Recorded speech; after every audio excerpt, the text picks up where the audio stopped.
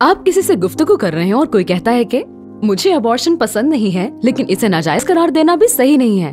ہمیں وفاقی حکومت پر دباؤ نہیں ڈالنا چاہیے کہ ہمارے اصول دوسروں پر مسلط کریں. آپ کیا کہیں گے؟ بہت سارے لوگ کہتے ہیں کہ انہیں ابارشن پسند نہیں لیکن انہیں نہیں لگتا کہ یہ غیر قانونی ہونا چاہیے. یہ بات سمجھنا بہت اہم ہے. جب وہ کہتے ہیں کہ انہیں ابارشن پسند نہیں، وہ کوئی اخلاقی دعویٰ نہیں کر رہے ہیں، وہ ایک ترجیحی دعویٰ کر رہے ہیں. ترجیحی دعوے کا مطلب ہے کہ آپ کو کیا زیادہ پسند ہے، جیسے کہ آپ بات کر رہے ہوں آئس کریم کے ذائقوں کی یا پسندیدہ کھیل کی. البتہ اخلاقی دعووں کا تعلق غلط یا صحیح سے ہوتا ہے. مثال کے طور پر ابارشن کے خلاف یہ ایک دعویٰ ہے کہ یہ غلط کام ہے. یہ اخلاقی دعویٰ ہے کہ ابارشن غلط ہے کیونکہ ابارشن جان بوجھ کر ایک معصوم انسان کو مارنا ہے. تو اگلی بار جب آپ سے کوئی کہے کہ وہ ذاتی طور پر تو ابارشن کے خلاف ہے مگر وہ چاہتے ہیں کہ یہ قانونی رہے، تو ان 3 باتوں کو یاد رکھیے. نمبر 1، قانونی فیصلے اخلاقیات پر مبنی ہونے چاہیے، ترجیحات پر نہیں.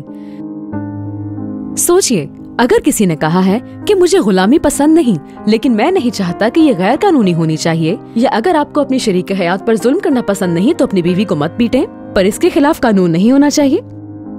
کوئی بھی جو یہ باتیں کہے گا وہ یہ سمجھنے میں ناکام ہو جائے گا کہ غلامی اور بیوی کے ساتھ برا سلوک کیوں غلط ہے. یہ دونوں رویے محض اسی لیے غلط نہیں کہ لوگ انہیں ناپسند کرتے ہیں، وہ غلط ہے کیونکہ غلامی اور میاں بیوی پر دباؤ ڈالنے والے اندرونی طور پر قابل قدر انسان ہیں جن کا فطری حق نہیں ہے کہ ان کے ساتھ برا سلوک کیا جائے، ایک انسان کی بجائے ملکیت کی طرح. چاہے کوئی بھی شخصی طور پر غلامی پسند کرے یا بیوی سے بدسلوکی، وہ پوری طرح اس نقطے سے الگ ہے. یہ قانون کی اساس نہیں ہونی چاہیے. در حقیقت ہم بجا طور پر سوچیں گے کہ جو غلامی یا بیوی سے بدسلوکی کا مرتکب ہوتا ہے اسے اخلاقی طور پر غلط کہا جاتا ہے. ہم یہ نہیں سوچیں گے کہ زیادتی یا غلامی آپ کے لیے ٹھیک ہے لیکن میرے لیے نہیں، جو ہمیں دوسرے نقطے پر لے کر آتا ہے. قوانین ان چیزوں کو محدود کرنے کے لیے بنائے جاتے ہیں جو غلط ہیں. اگر اسقاط حمل جان بوجھ کر کسی بے گناہ کو مارنا نہیں ہے تو پھر کسی کو بھی اسقاط حمل کی تعداد کو کم کرنے کی پرواہ نہیں کرنی چاہیے. البتہ اگر اسقاط حمل جان بوجھ کر کسی بے گناہ انسان کو مار ڈالنے کے مترادف ہے تو یہ سب سے ضروری اور اہم وجہ بن جاتی ہے اس کے خلاف ووٹ ڈالنے کی. فرض کریں کہ کوئی سیاسی امیدوار یہ کہہ کر نسلی امتیاز کا جواز پیش کرتا ہے کہ اگرچہ وہ ذاتی طور پر امتیازی سلوک کا مخالف ہے اور اس میں کمی کا خواہاں بھی ہے، لیکن وہ اس نظریے کے کسی مخالف پر اپنے خیالات مسلط نہیں کرنا چاہتا، تو اس طرح کے کسی بھی سیاستدان کو عہدے سے ہٹا دیا جائے گا، اور ایسا ہونا بھی چاہیے.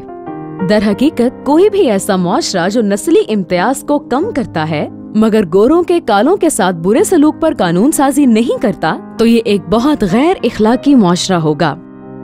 بالکل اسی طرح سے اگر ابارشن ایک غلط کام ہے اور معاشرے کے لوگوں کو نشانہ بناتا ہے، قانون کو اس کی عکاسی کرنی چاہیے، جو ہمیں تیسرے نقطے کی طرف لاتا ہے. حکومت اسقاط حمل سے متعلق غیر جانبدار نہیں ہو سکتی. اسقاط حمل میں وفاقی حکومت پہلے سے ہی پوری طرح ملوث ہے، بلکہ حکومت کی ایک خاص شاخ وفاقی عدالتوں نے اس معاملے کو مکمل طور پر منتخب کیا ہے اور شہریوں اور منتخب عہدیداروں کو اس مسئلے پر فیصلے کرنے سے بے اختیار کر دیا ہے. اگرچہ امریکی عوام اسقاط حمل کے بارے میں ہر وقت بات کرتے ہیں، لیکن یہ صرف وفاقی جج کا حق ہے جو اس معاملے پر حتمی رائے دے سکتے ہیں. لہٰذا اگر یہ سچ بھی ہے کہ وفاقی حکومت کو اسقاط حمل سے دور رہنا چاہیے، تو کیا اس میں وفاقی عدالتیں شامل نہیں ہونی چاہیے جو ہمیں اس مسئلے پر اپنی رائے دینے سے روکتی ہیں؟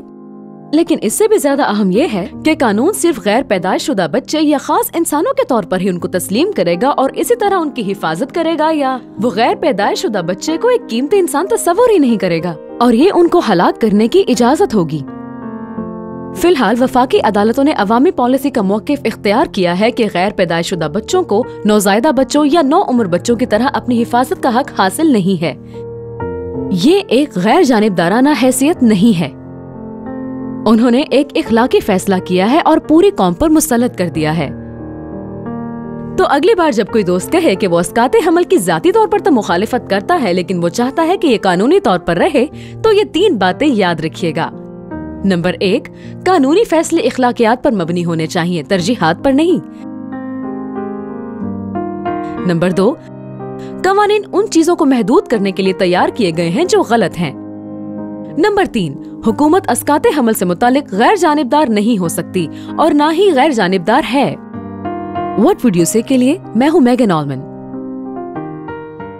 अजीज नाजरीन, इस वीडियो को देखने के बाद अगर आप इंजील शरीफ का मुफ्त नुस्खा हासिल करना चाहते हैं तो हमें अपना मुकम्मल पता बमा मोबाइल फोन के अरसाल कर दें। हम पूरी कोशिश करेंगे कि आप तक इंजील शरीफ का मुफ्त नुस्खा पहुंच जाए।